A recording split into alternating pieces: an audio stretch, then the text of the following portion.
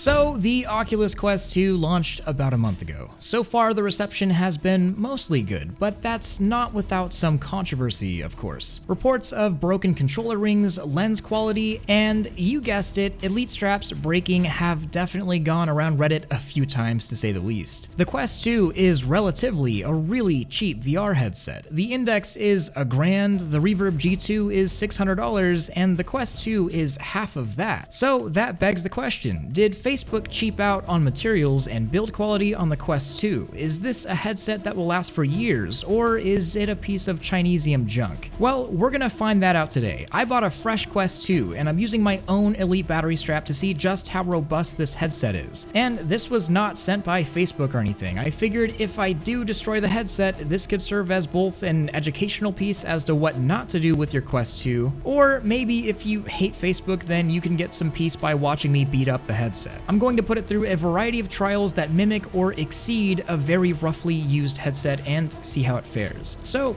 does it survive a drying machine, sandpaper, and granite? Let's find out.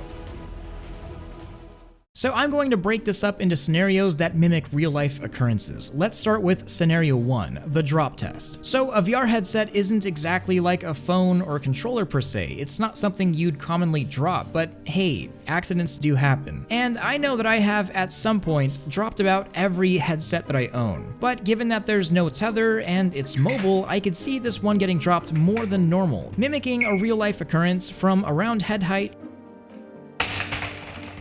and again, and again. So the Quest 2 still works, and there aren't any cracks on either the headset or Elite strap. But one piece did fail, and that's the stock facial interface. And I'm not surprised, as this is just a thin piece of plastic, and it doesn't really bother me because I don't use the stock interface anyways. I usually throw VR covers on just about every VR headset that I own, including my main Quest. But that piece did fail. You probably could keep using it, but it is cracked. I was honestly pretty surprised that nothing happened to the headset here, and there aren't even very many marks on it, so let's drop it from higher. And not gonna lie, that kinda hurt, but still the headset is usable. No cracks, dents, or tracking problems, and my Elite strap did hold together. And that was a drop from around 10 feet. Scenario number 2. You're playing Beat Saber or any other game and somehow you manage to smack something incredibly hard. This was a very common point of failure for both the Quest and Rift S and their controllers. So are these controllers pieces of junk that will break if you hit them once? Well, time to put on the motorbike glove and go ham on a granite counter.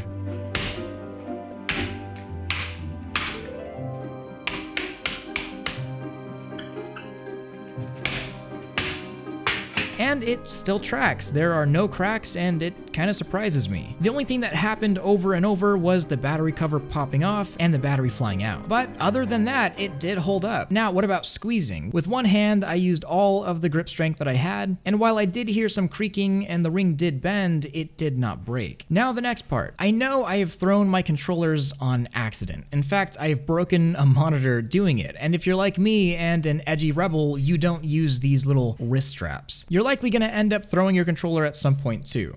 So, and once again, all is good, after putting the battery back in, of course. Scenario number 3. The Quest 2 is a mobile headset. You're expected to just take it anywhere. VR on a plane, train, automobile, and in the rain. Okay, maybe not in the rain. That would be kind of dumb. But imagine you're in a rush. You grab your backpack, throw the Quest in, and throw your keys in afterwards, and you don't have a lens protector on it. You pull your headset out to show your friends just how clear VR is now, and whoops, you have massive scratches all over your lenses. So starting off, I'll see how scratch resistant the lenses are by putting my keys on the headset's lenses and shaking it up a bit. I couldn't really get any visible scratches, so I'm guessing that the lenses are somewhat decent at protecting against small abrasions. And as much as this pains me to do, I'm gonna pull out the sandpaper. The point here is to see if you do scratch your lenses, can you get the scratches out, or are you stuck with a useless headset? I'll be using 800 grit sandpaper, and to buff the scratches out, I'm using something called Polywatch, a fluid that I have at least heard works alright for VR headsets. So, close your eyes, kids. As you can see, it's plenty scratched up, and at this point, I doubt Oculus would accept this as a return, and the headset is practically unusable. Following Polywatch's instructions, I put some on and buff it out for 2 to 3 minutes. I reapplied in the middle as well. Few minutes later. And holy I'm kind of massively impressed, and I think Polywatch deserves a video all on its own because all of the abrasions, scratches, and micro abrasions are practically gone. I literally took sandpaper to it, which is pretty extreme and unrealistic, and it's almost completely clear at this point. So if you do scratch your lenses, you're definitely not out of luck. At this point, most of these tests have been short-term, like what if you drop your headset or smash your controller? But what if you accidentally put your Quest 2 in the dryer machine? Okay, no, this is just a general durability test. Can the Quest 2 get knocked around and beat pretty hard from all angles? This is also sort of a long-term hard usage test. So, scenario 4, owning the headset for a long time and being rough with it, and putting it in the